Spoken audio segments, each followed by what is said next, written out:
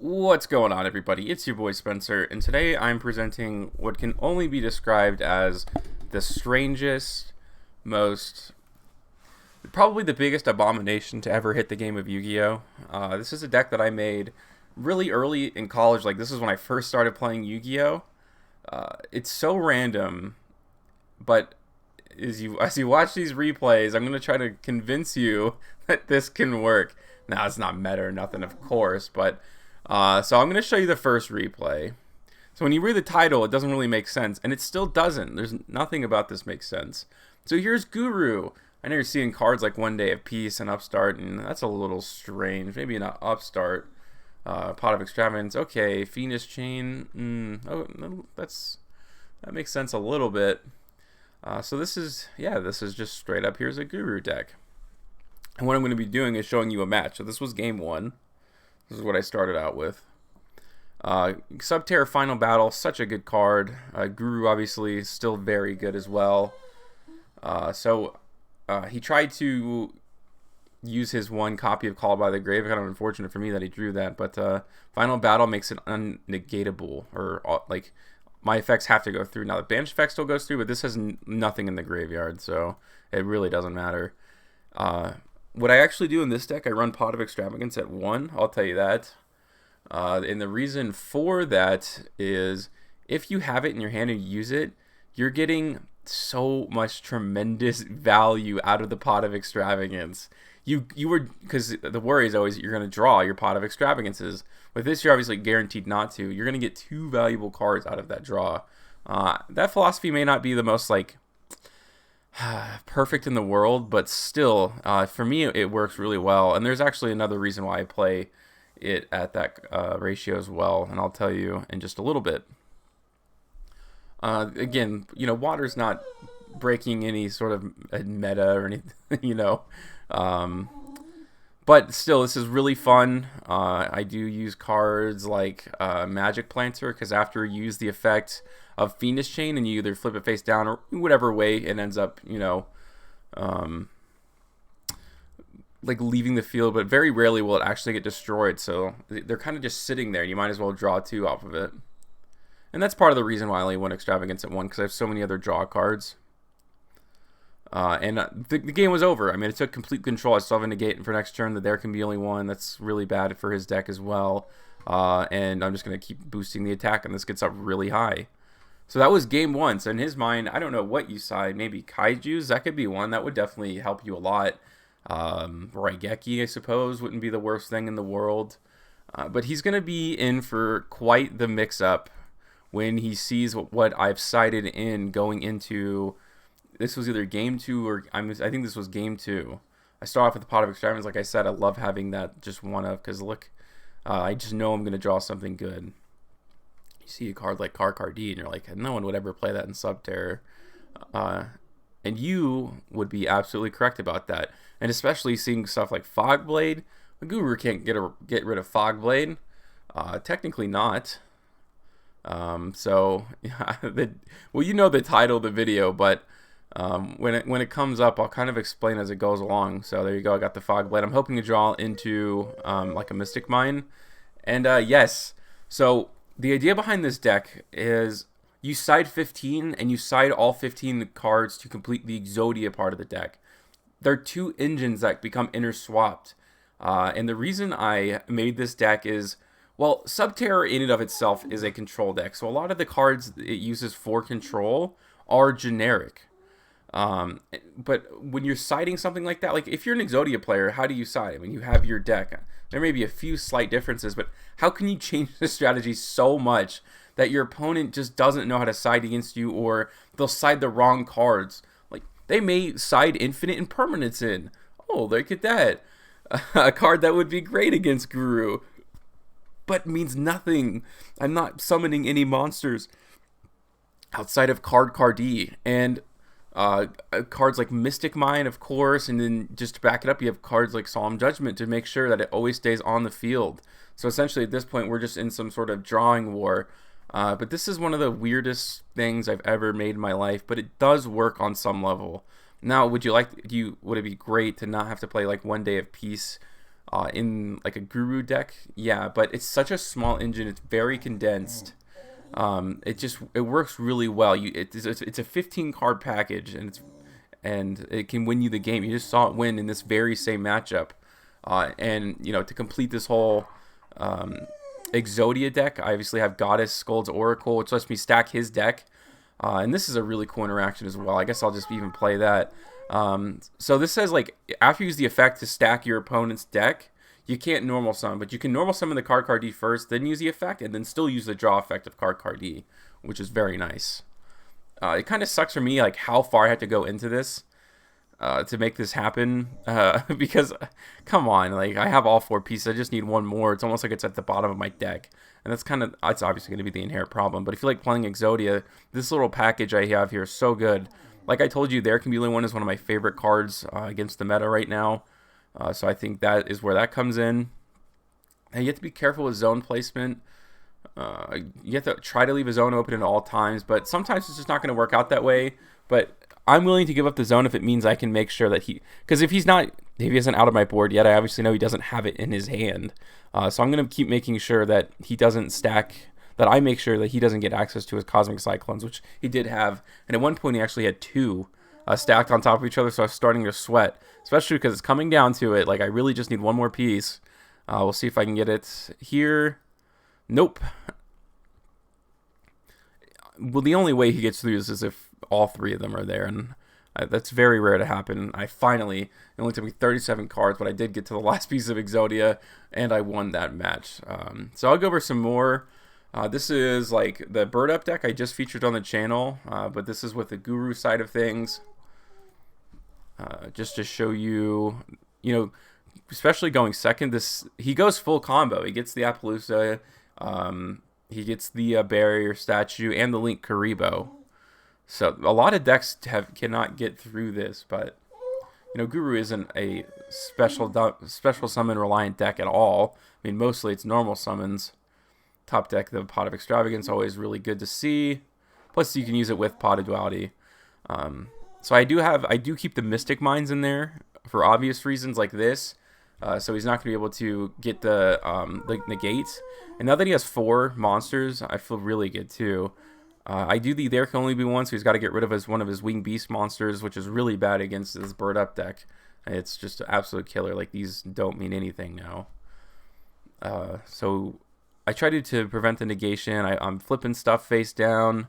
None of it really even matters all that much, but what ultimately ends up happening is this Barrier Statue is a huge problem for him, because what he would probably like to do is either go into like Access Kotak or something, or any other like Link 4, but he simply can't, right? Because he has this Barrier Statue of the Stormwinds on the field. And I'm going to get another search off of this. I think he ended up quitting out there, but I complete control of this duel. I mean, his win condition was gone. It's not like the DD Crow is even meaningful in any sort of way, so I really took care of business in that replay. This is the last Guru side I'll show you, and then we can finish off with a few more Exodia replays, just so you can see how powerful it truly is. I'm not sure if this was a match or not, but I'm guessing that he probably wasn't ready for Guru at all. Fogblade is a really bad card against this deck. It does nothing because I can flip all my monsters face down. And this duel in reality just showcases how easy it is, I think, for this deck to just find its rhythm as quickly as possible. And it's only, like I said, it's only 15 cards needed for this little Guru. So much less than half of your deck, or not much, but less than half is dedicated to it. And you keep all the other control cards, the Fiendish Chains and all that, the There Can Be Only Ones. None of them have work against the Guru side of stuff. And it's cool to have cards like Magic Planter as well, because there's some interesting gameplay mechanics. Like, you can Fiendish Chain yourself. It actually doesn't say your opponent's monster. So a lot of the times, if I need to draw closer, I'll just do it on me. Especially when you have cards like Mystic Mine on the field. That's also a good way to do it, to keep it going there. So now we can just start going into Exodia replays, and I don't know. I may end up skipping through a little bit of it because a lot of the times it's just me drawing over and over again. Starting off here. So upon this card's activation, I guess you can ash it, but that's not. It doesn't really matter. I'm not searching anything, so he really just kind of wasted it. So this is the battle of control decks, but a lot of it is monster negates for Altergeist from like my experience of playing, and I also have cards like Dimensional Fissure that I keep in. Just blow out cards because no, how many decks can play There Can Be Only One, Skill Drain, and Fissure without it really interfering with its own strategy? I don't know the answer to that question. Final Special Summons a monster. So he goes to negate that. I think that's kind of the right decision, but I did have the Mystic Mind in my hand, so I'm going to go ahead and activate that. And now that I'm going to start to stack his deck, he's not going to have an out, and the plays kind of just begin from here. Hopefully the next thing you do is grab, like, I already have a Solemn Judgment. He quit out. I mean, he didn't have an out to it, and he knew he wasn't going to draw it because I was in control of his top deck this entire time. Here is Dinosaur. Again, like Raigeki, Dark Ruler No More. I think that's the idea behind this strategy, like in a nutshell, is when they think that you're going to be doing all this stuff with Guru, so they cite all these cards to try to get rid of that. It's a waste because they have no idea what you're doing. And let's say you're going into game 3 for some reason, they won't know what you're playing next. So that also like comes out to your advantage. I do have the Metaverse there, the card D. And I can finally start my Mystic Mind plays. I actually you can tribute for cost. It's really cool. So that's the best thing about card D and its interaction with Mystic Mind is even if you can always get rid of it because you never want to put one monster because it's very easy for your opponent to condense to one monster and then they'll just end phase and your Mystic Mind will get destroyed. Well, in this case, I had the field barrier, so it super didn't matter, but it's nice. And even if you actually end up activating Skill Drain, you can still use card D. Like I said, it tributes for cost, which is awesome. And this is the last duel I'll show you. This is just Galaxy Eyes, which I know are popping right now, so I thought I'd pop along with it.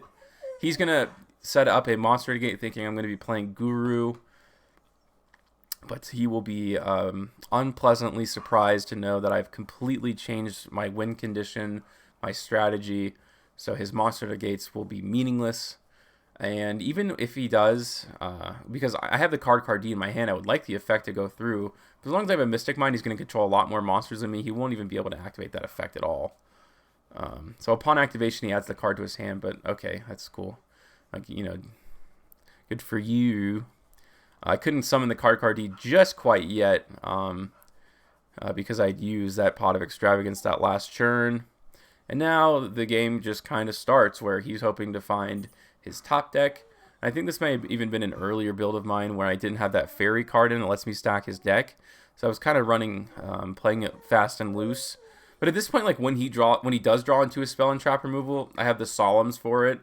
So I don't know how many outs he has that he's main decking, but I can't imagine that it's that much. I mean, all these cards, the Effect Veilers, the Galaxy Trance, I mean, any of these monsters, obviously, just completely do nothing.